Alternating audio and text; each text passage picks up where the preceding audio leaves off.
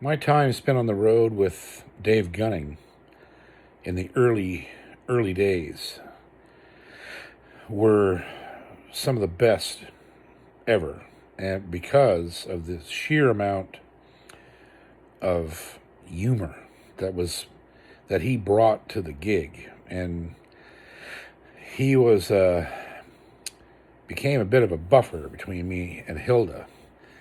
Unfortunately, that took its toll on him, but there was a lot of funny things that happened that he still talks about to this day. And one of them was us leaving Calgary way early in the morning on our way to Vancouver, the first time that we'd actually ever driven out there. And I had driven across there, but not with these two people. And so we're in the car, and Hilda was quite excited. It was like she said, oh my God, are we going to get to drive over the Rockies? We're going from Calgary to Vancouver, right? And I kind of did a little double take, and I was half, partially caffeinated, and first thing in the morning, and she said that, and I went, well, Jesus, we have to, Hilda. They're in the goddamn way. And that line, Dave almost peed in the back seat. He's laughing so hard. And we all got a laugh out of it. Of course, Hilda would laugh at things like that, but in secret wanted to shoot me in the face. And so things like that, we laughed and laughed and laughed all the time, me and Dave, on the road. And sometimes laughter is all you've got.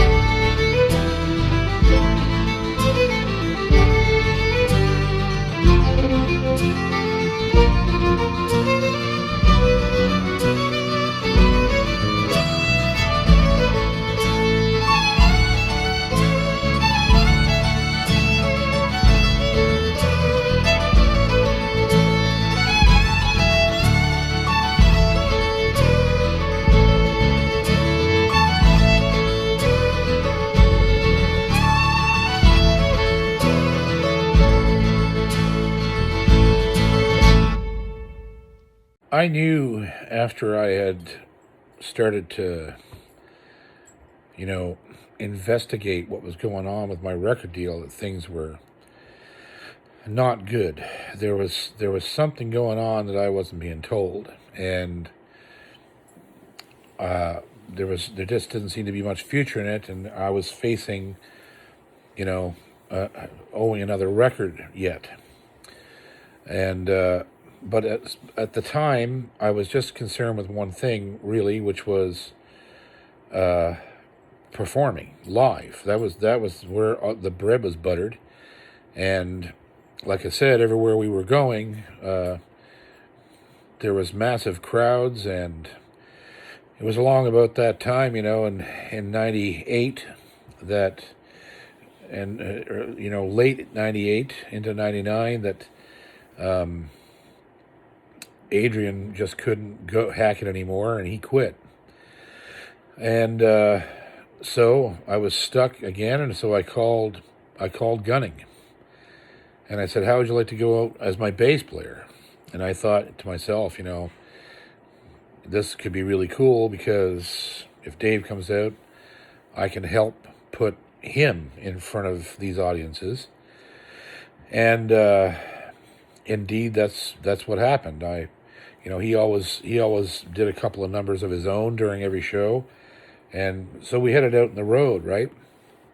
But it was a very strange time all around, because, to be frank, I mean, Hilda had a problem with anybody who was super close to me. because I think she felt that it was somehow diminishing her hold over me, or her influence on me, or whatever the case may be. She didn't get along with people who I really liked. It was okay on the surface, but she always had sort of a secret kind of agenda, or I don't even know if that's the right word. She just didn't like people who had a big history with me. Didn't really get along with my brothers that well. There was other people involved that she just didn't get along with, and so she used to. She really used to show out pretty bad. When Dave got in the crew, and I remember one day we were in Rollo Bay, and somebody said something to someone, and we ended up in the van going down to the hotel room, and Hilda was really upset about something that somebody had did or said, and Dave made some comment about it, and Hilda kind of just took it as if Dave was attacking her. It had nothing to do with her. Dave just made a sort of made an unconnected opinion about the situation, and she got mad at Dave, and Dave looked over the seat at her and went, "You know what, Hilda? I'm not trying to get a goal on you. We're not playing hockey here, right?" And so, because I always admired Dave to be able to stand up to her, because she was frightening when she got angry, and he closed her down, right? And then there was another time that we were out in Calgary, and a blow up had occurred, and when we got to the room, she locked us out of the hotel room, me and him both. She went to bed, locked us out of the room. It was middle of winter, and I was afraid to go get another key and go in. I didn't know what we would be facing. We were all having to stay in the same room because of budget. And so I remember me and Dave were sitting out in the van, and we were like, well, so what do we do till this blows over, right? And so we ended up going to a movie theater and watching a movie. That killed 2 or 3 hours. And finally went back, around 10, 11 o'clock to the room and knocked on the door, and Hilda let us in and acted like nothing had gone on, right?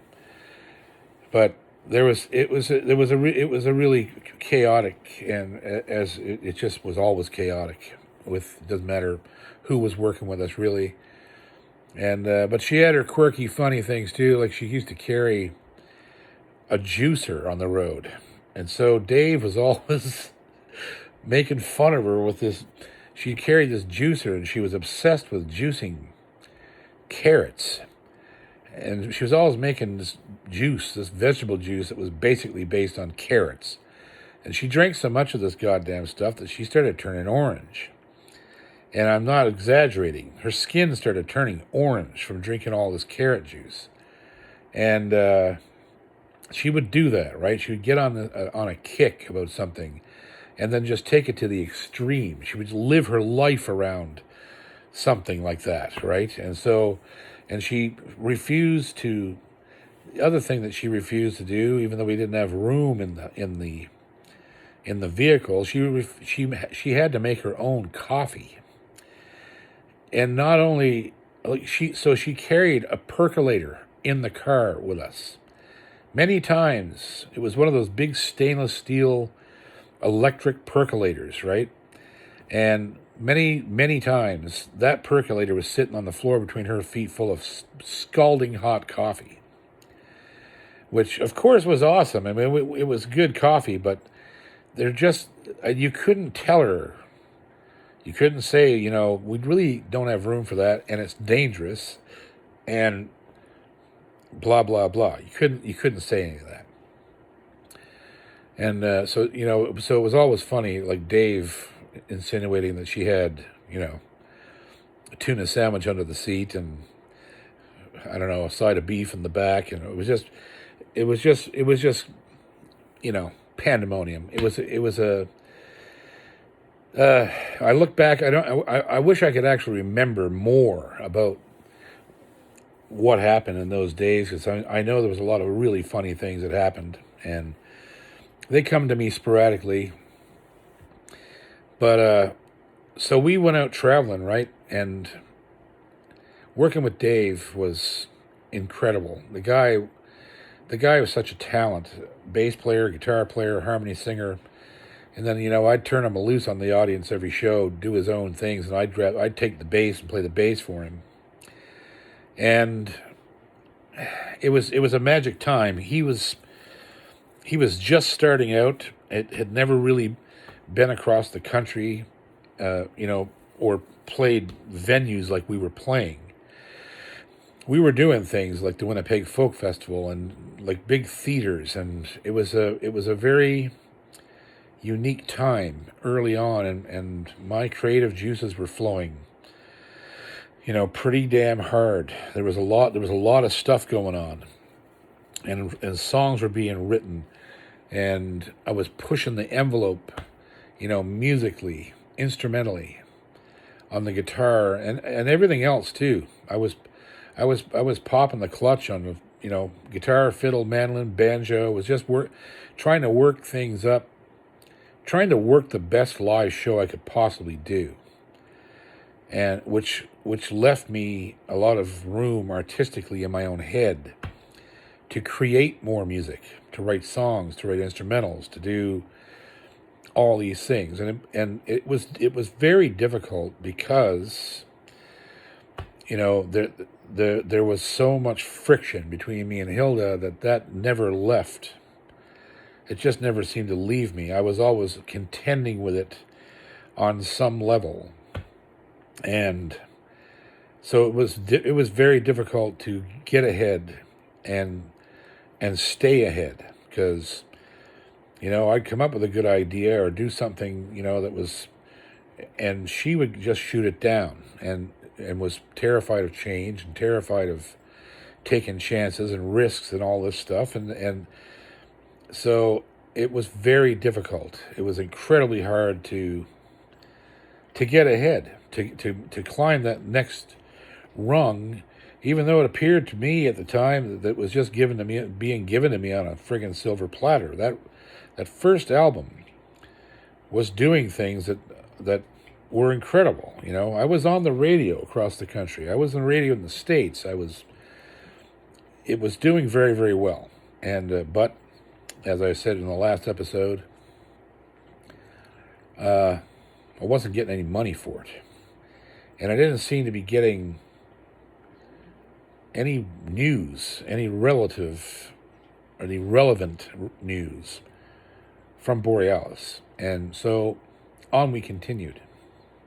One of the things that kind of I never quite understood about how a label could so, blatantly sort of lie to you, like and think that, well, there's no way you can prove otherwise. They didn't seem to realize somehow that I was out traveling across North America continually, and we had days off, on these tours. And what did we do? We went to malls. We went shopping. Did a lot of shopping. I'm a shopaholic. I love looking at stuff. I don't necessarily buy everything I look at, but we spent our time in retail areas all over the North America, every major city in Canada, every small town. And what did I do? I would ask the distributor. I talked to the distributor and said, okay, so what chains are these CDs in? And he'd say, well, we have it in every one of these, and every one of that one, and every one of this one. And I would go into record stores every single day in a different town and look for the record, and it often wasn't there. And I'd ask to speak to the manager. I'd say, okay, I notice you have, Return to the Cape in here, and do you ever order an album called Another Morning? Never heard of it. Oh, okay.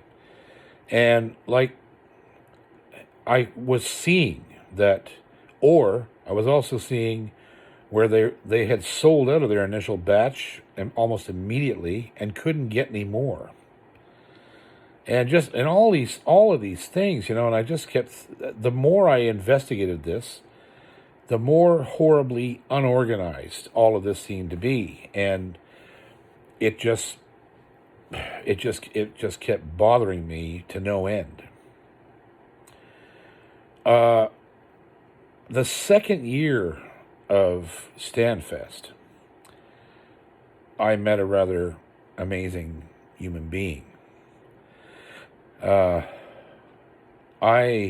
was told many times about Ron Hynes that he was hard to get along with. Him and I that probably wouldn't get along because of the way that I was and the way that he was. And he came to play Stanfest the second year of the festival. And so I was waiting to meet him. I really wanted to meet him. And all I knew really about Ron Hynes at that time was I remembered him being in the Wonderful Grand Band. And of course, the dreaded song, Sonny's Dream, that I had played in bars when I was a kid, and like over 1,000 times, right? And every single place you went, somebody wanted to hear that song. Every bar band you ever saw ever sang that song. It was one of those tunes, and I've always been really bad about that. I don't like songs that are popular in that circle. I can't. That's one of the reasons I won't sing Northwest Passage or Barrett's Privateers or Sonny's Dream or What Do You Do with a Drunken Sailor or any of that. It just really gets on my nerves. These songs that have become so popular, they've lost their meaning, and they become bullshit for people to get drunk to, and that's not fair to the song. So it was a Saturday morning. We had been, it was at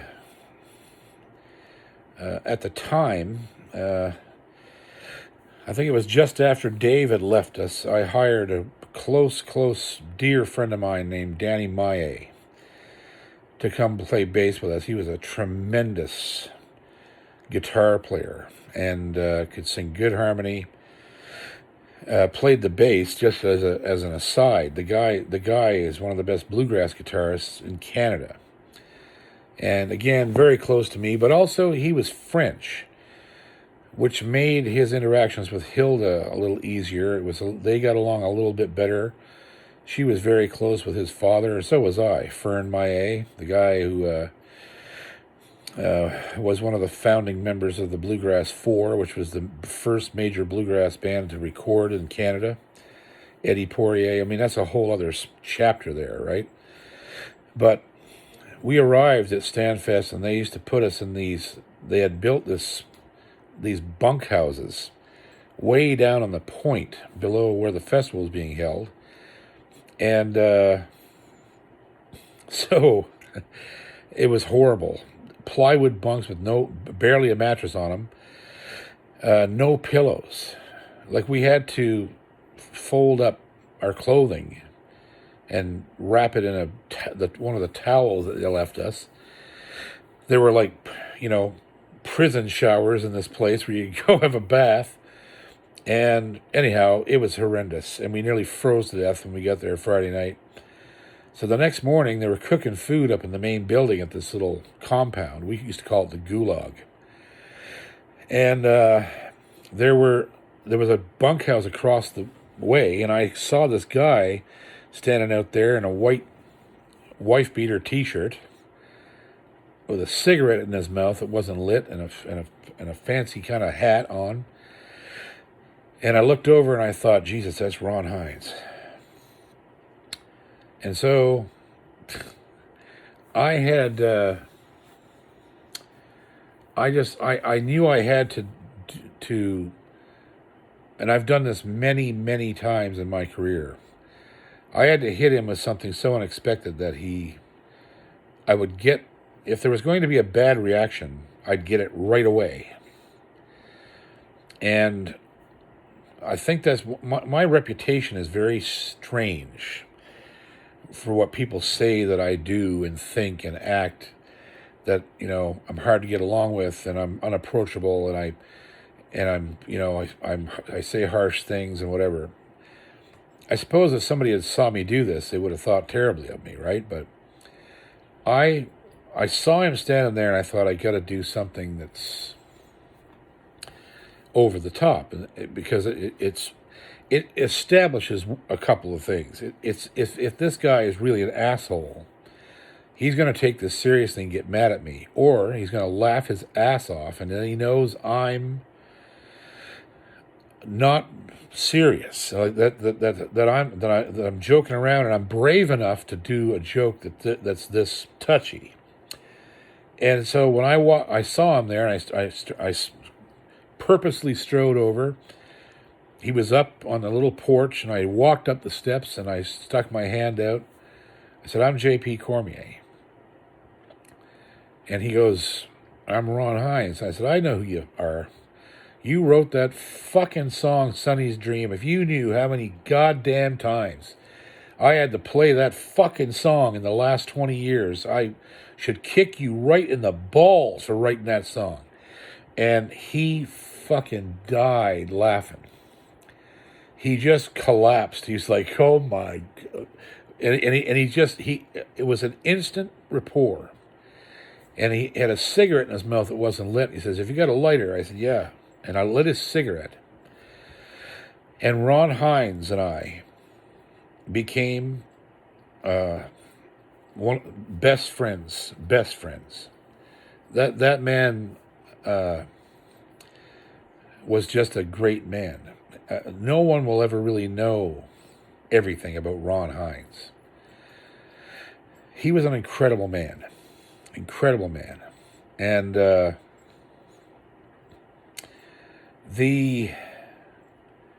thing I remember most about Ron, and it has to do with Dave. Dave was out with us on one tour where we hooked up with Ron out west and to do a tour of Alberta and BC.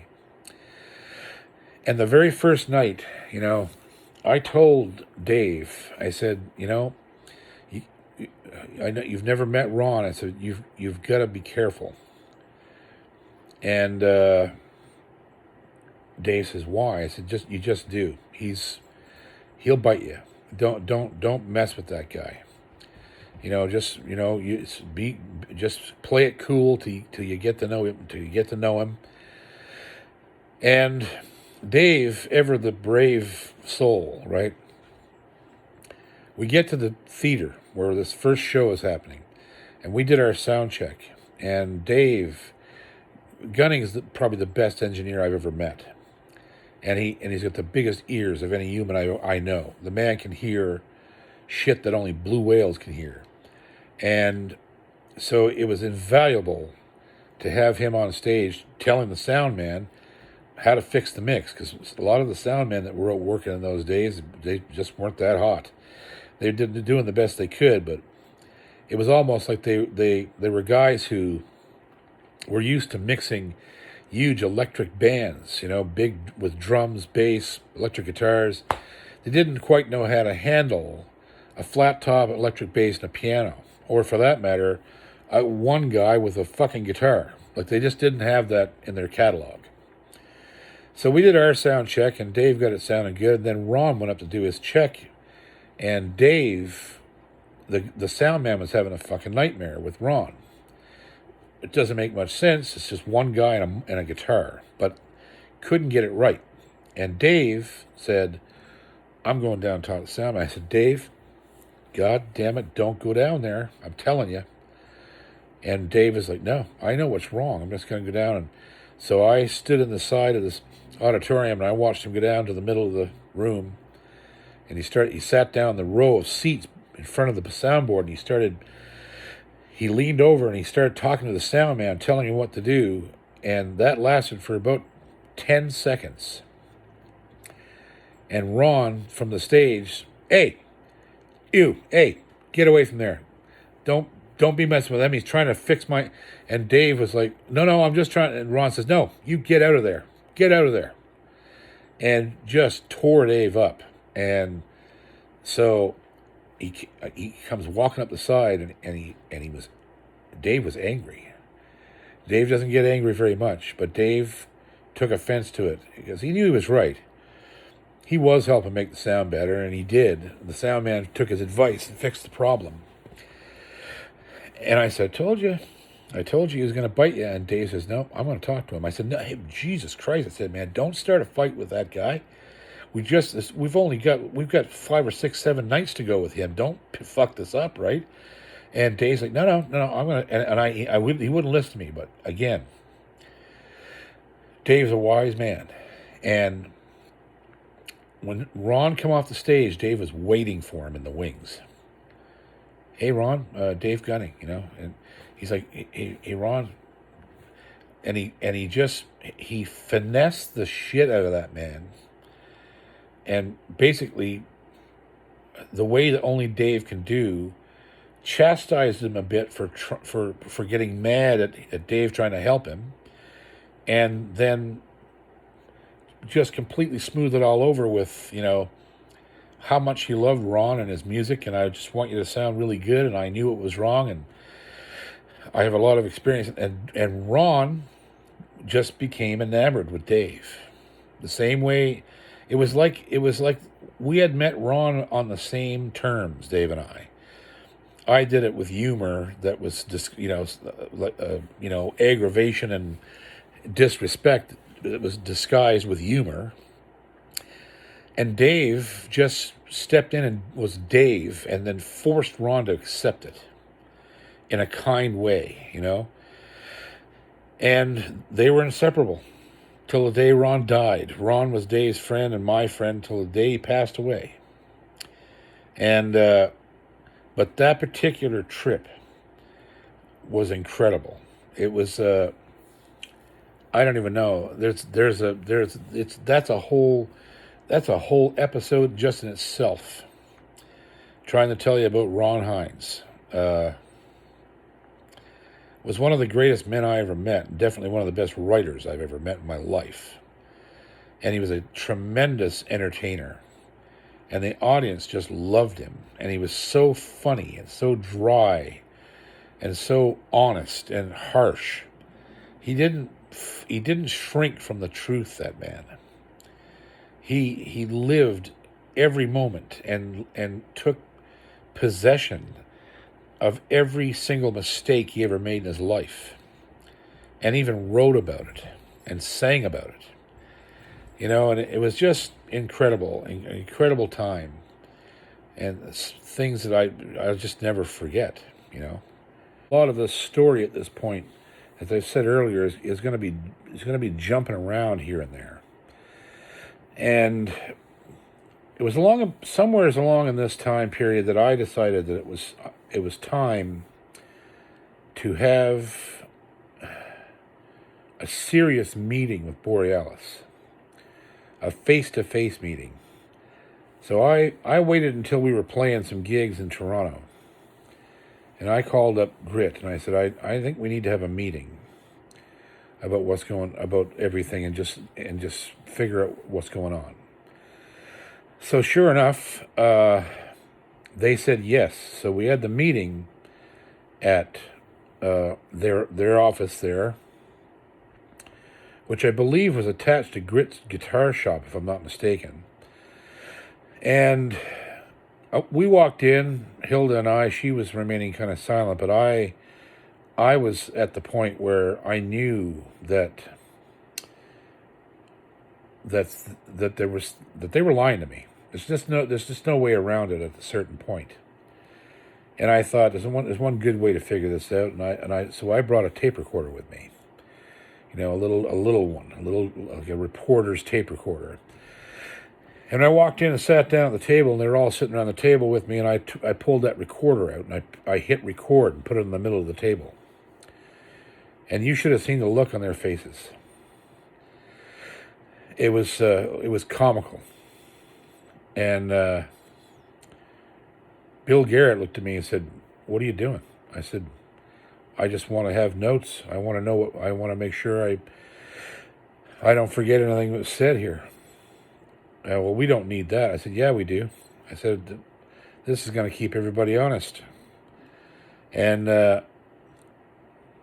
didn't want to talk. So we struggled through this so-called meeting for about 10 or 15 minutes and got absolutely nowhere because they refused to give any they didn't want to talk when they were being recorded, which is a real good way to find out if somebody's lying to you. Somebody who's not lying, who's being forthright and telling you the truth, has no problem being recorded telling the truth because they don't have to remember it later. You don't have to struggle to remember the truth. It is the truth, and it's easy to recall. So this went on for 10, 15, 20 minutes, and finally I just reached over and grabbed the machine and turned it off and said, okay, boys. I said, we're not getting anywhere here.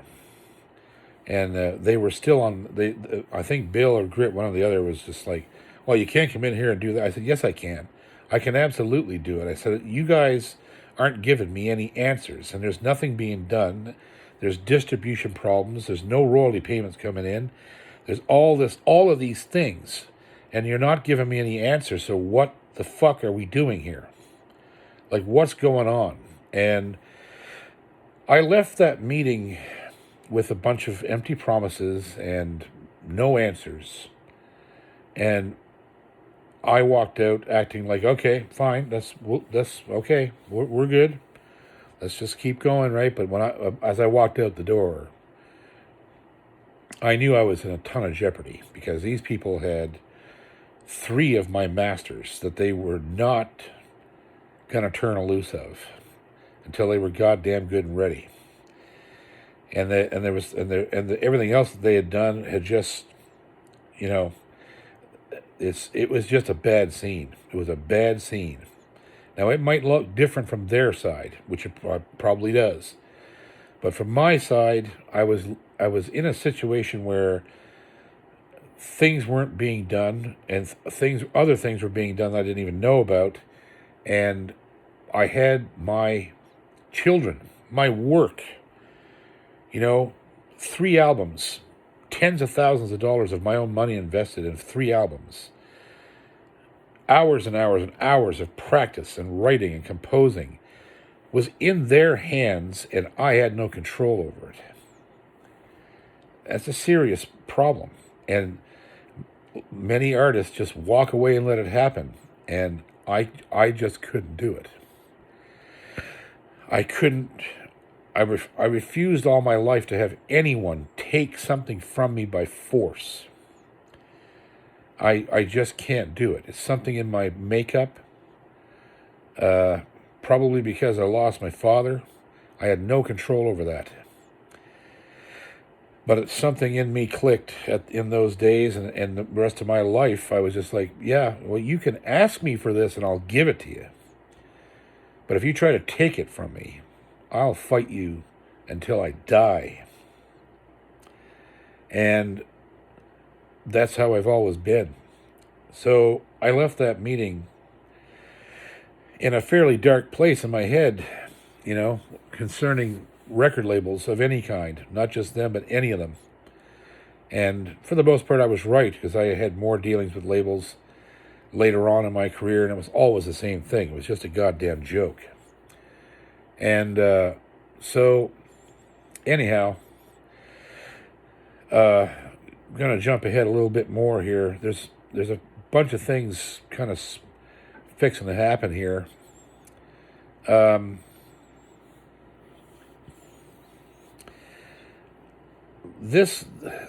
next thing that happened was, I think, was the dissolution of my partnership with Rave. And God help me, I don't remember really what caused it. I really don't. It was a combination of things.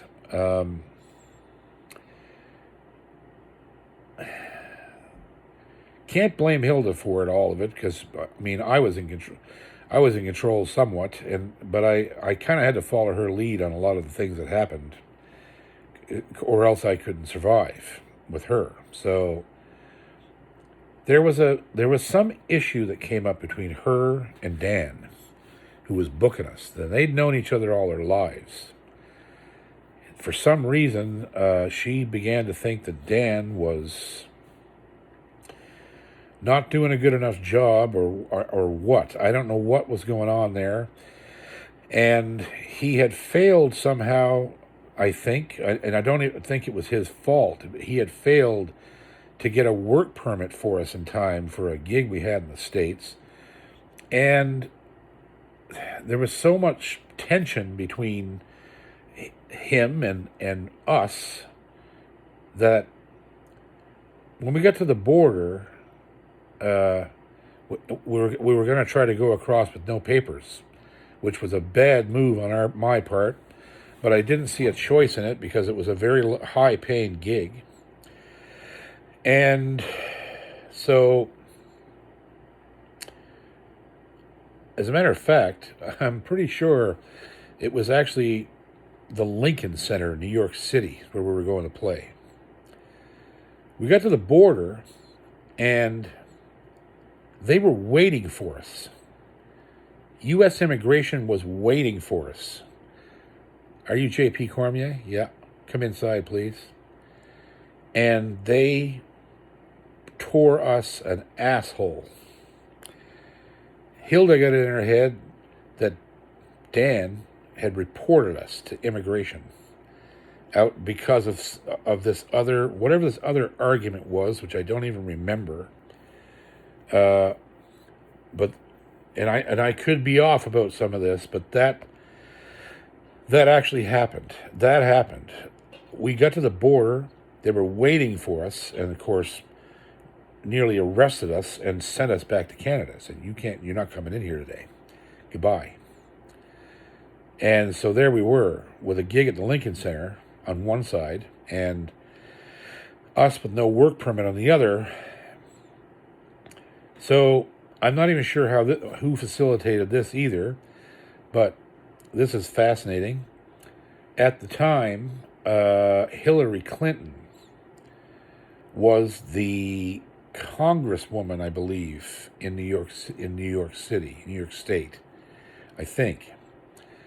We called some people down there, and they contacted her, and she went and found our visa and signed it. I still have the paperwork. Signed the paperwork and had it shipped up to the border the next day. And so that's how we got into the States, because of Hillary Clinton. So, but whatever the hell that was, I might actually have to ask Max sometime what happened. But that, my memory's hazy on that, but I think that was part of the bag of coffin nails with Rave and us.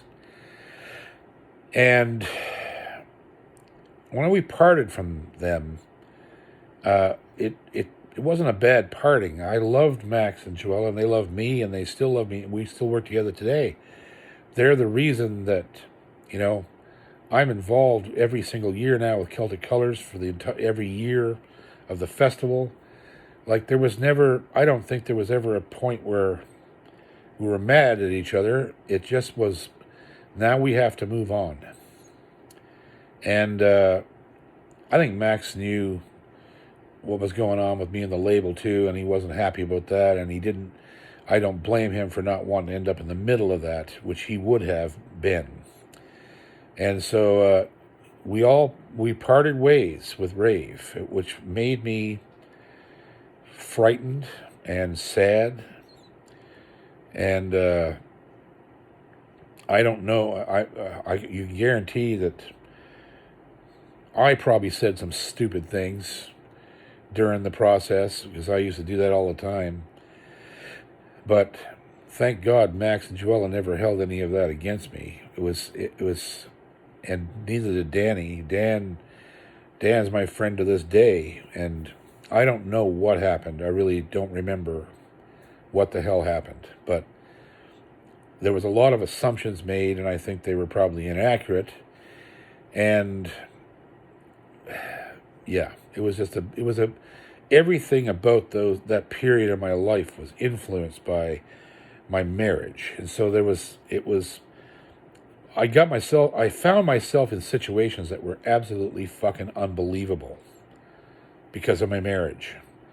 I would have never gone to the places, where the marriage forced me to go. But again, it's my fault too, because I could have just, walked out of it, but I didn't. And I've made a commitment and decided to hang on as long as I could. So yeah, so that happened. I'm getting antsier and antsier about the record deal, and then I'm facing the fact that I'm about to give birth to another record. I can't, and that's always been the way I've thought about it. My creative process gestates for years, and when it's time, when it reaches a critical mass, when I have enough songs written and ready to record an album, I have to do it. It's like a salmon spawning. I can't stop myself. I've got to get this committed to tape, in a meaningful way. And it has to be better than the last thing I did. And you can imagine the pressure coming off Another Morning. Holy shit. How do you top that record? But I had written enough songs. I had a whole album ready, all original songs that I thought was strong enough to not only stand with Another Morning, but possibly surpass it. And odd how those things happen, right? But so yeah, it was. We're reaching critical mass on a lot of things here. Change of management, change in band members, a new album ready to go, new management. Just, oh my God, it was turmoil, but I've always worked well in turmoil somehow. I don't know how. I could have taken a lot of lessons, and did actually, from Ron Hynes when I met him. Ron was the epitome of the Canadian singer-songwriter who made it, to the big time. He'd seen everything. He'd done everything. He'd sold, I don't know how many records the man sold. It was obscene. And he'd had the dealing with the labels. He'd had the dealing with management, booking agents, and all this stuff. Like he was a veritable vault of information. But when you're not even 30 yet, you really get stuck in your own ass. Your head gets up there, and I think most of all, you just want to make it on your own. You don't want to necessarily use all the tools that someone of Ron's pedigree could give you. You end up just wanting to say you did it on your own. I figured this out, and I got through it. And one of the biggest lessons you could ever take in life is to learn when to listen. Somebody, Ron never gave me any direct advice. He just told me a ton of things that applied to my life. He didn't make the connection himself, like overtly during our conversations. But it was obvious that he was telling me things that he knew I was going to encounter. And many of the people, like Stompin' Tom, and Rita McNeil, and him, and Bill Monroe, and Marty Stewart, and Carl Jackson, and all these people, in that first, you know, almost 20 years of my career, they knew that I wasn't going to give up music and that I was going to go through all these pitfalls. And I think that along the way, I didn't listen quite hard enough to what they were trying to tell me. I was young and invincible and thought, oh, well, it happened to them. It ain't going to happen to me because it's a different time. What happened to them happened in the 60s and 70s, 70s and 80s. We're almost at the turn of the millennium here. Things are different, things are never different. These things are universal through everybody's career. And my story is not unique in the least. The only thing that's unique about any of this, and I have to say this because this, folks, is the 50th episode of Life in Music. 50 weeks I've been on here telling these stories. The only thing that's unique about this is that I'm telling the story. And even that may not be that unique, because every musician and his dog has written an autobiography. And sometimes they're horrifying, what these people have gone through. 1,000 times worse than me. But as we pass this milestone, we get to this milestone of 50 episodes of this, two things come to mind. I wouldn't trade my life for $1 bazillion. If I could have, become a doctor or a lawyer and lived that kind of buttoned down, secure life, being the way I am, I would never have made it. I would have lost my mind. The only thing that worked for me was what I did.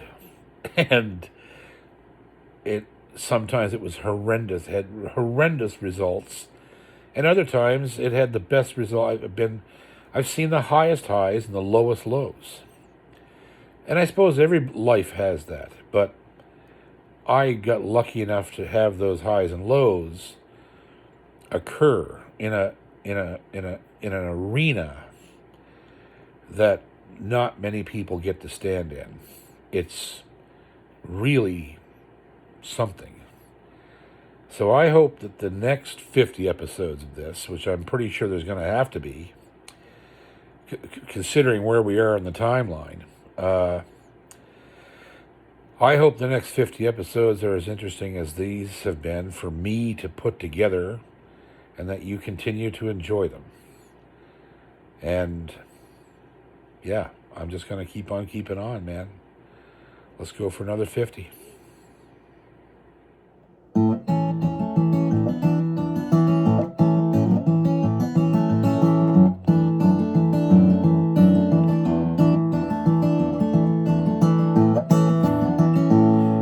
Sonny lives on a farm in a wide open space.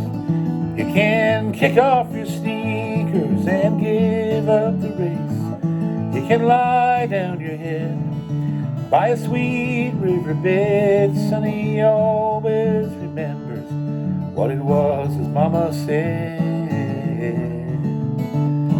Sonny carries a load, though he's barely a man. There ain't all that to do, but he does what he can. And he watches the sea from his room by the stairs, and the waves they come rolling, they've done that for years. Sonny, don't go away, I am here all alone, and your daddy's a sailor who never comes home. And the night gets so long, and the silence goes on, and I'm feeling so tired, I'm not all that strong. It's 100 miles to town, Sonny's never been there. He just goes to the highway and stands there and stares. And the mail comes at 4, And the mailman is old, but he still dreams his dreams, full of silver and gold. Sonny, don't go away, I'm here all alone. And your daddy's a sailor who never comes home. And the night gets so long, and the silence goes on, and I'm feeling so tired, not all that strong. Sonny's dreams can't be real, they're just stories he's read. They're just stars in his eyes, they're just dreams in his head. And he's hungry inside for the wide world outside, and I know I can't hold him, though I've tried and I've tried and I've tried. Sonny, don't go away, I am here all alone. And your daddy's a sailor who never comes home. And the night gets so long, and the silence goes on, and I'm feeling so tired, I'm not all that strong.